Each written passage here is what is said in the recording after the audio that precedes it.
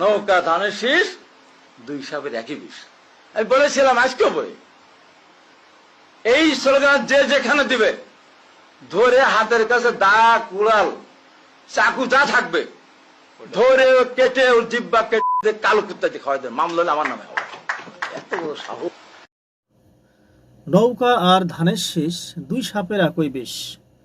এই বক্তব্য দেওয়ার পরেই তিনি উস্কানিমূলক কিছু কথা বলেছেন, আপনারা অবশ্যই শুনতে পেরেছেন। তো এখানে সবচেয়ে মূল বিষয় হচ্ছে, তিনি হচ্ছেন বিএনপি চেয়ারপারসনের একজন উপদেষ্টা। বিএনপি চেয়ারপারসন উপদেষ্টা যদি এইভাবে উস্কানিমূলক কথা বলে, তাহলে বাংলাদেশে বিশৃঙ্খলা হওয়াটাই স্বাভাবিক বিষয়, অস্বাভাবিকের কিছু নয়। উচিত হচ্ছে বিএনপি যারা প্রতিনিধি আছেন প্রত্যেকটা অঞ্চলে কিংবা গ্রামে ইত্যাদি ইত্যাদি প্রত্যেকটা ক্ষেত্রেই প্রত্যেকটা প্রতিনিধির উচিত হচ্ছে তাদের কর্মীদেরকে নমনীয় রাখা, তারা যেন কোনোভাবেই বিশৃঙ্খলা সৃষ্টি না করে। দেশের মধ্যে অরাজকতা বিশৃঙ্খলা সৃষ্টি করলেই তারা ক্ষমতা আসার যে স্বপ্ন দেখতেছেন, এই স্বপ্ন তারা স্বপ্নই থেকে যাবে। আওয়ামী লীগ যে হালে পালিয়ে গেছে, বিএনপি ঠিক একই দশা হবে, এটা বাস্তবতা।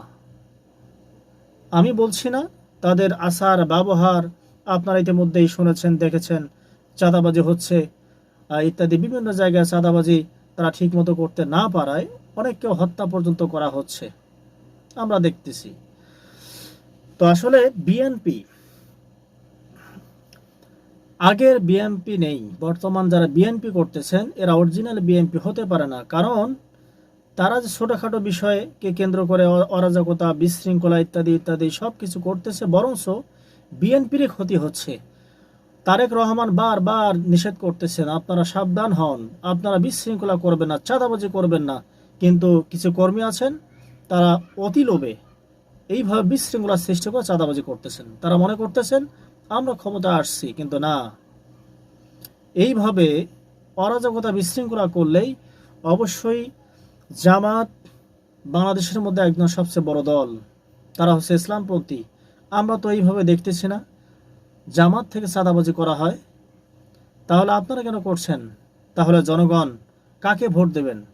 যারা দেশের মঙ্গল চায়, যারা দেশের ভালো চায়, যারা ইসলামপন্থী হয়, ইসলামিক মূল্যবোধ বুঝে, আলেমদেরকে সম্মান করে, তারাই হবে এই দেশের রাষ্ট্রনায়ক, তারাই হবে দেশের প্রতিনিধি।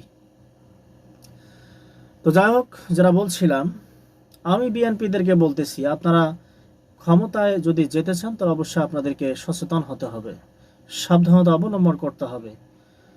আমি শুধু বিএনপিকে বলছি না, প্রত্যেকটা দলকে বলছি, যারা জনগণের মন জয় করতে পারবেন, ইসলামপন্থী হবে, ইসলামিক শাসন ব্যবস্থা প্রতিষ্ঠা করবে, তারাই একমাত্র ক্ষমতার আসনে বসবে। জনগণ তাদেরকে নির্বাচিত করবেন, আল্লাহ তাদেরকে ক্ষমতা দেবেন। তো যাই হোক, এই ছিল কথা। আল্লাহ সুবহানাহু ওয়া তাআলা আপনাদের সকলকে ভালো রাখুক। আসসালামু আলাইকুম ওয়া রাহমাতুল্লাহি ওয়া বারাকাতুহু।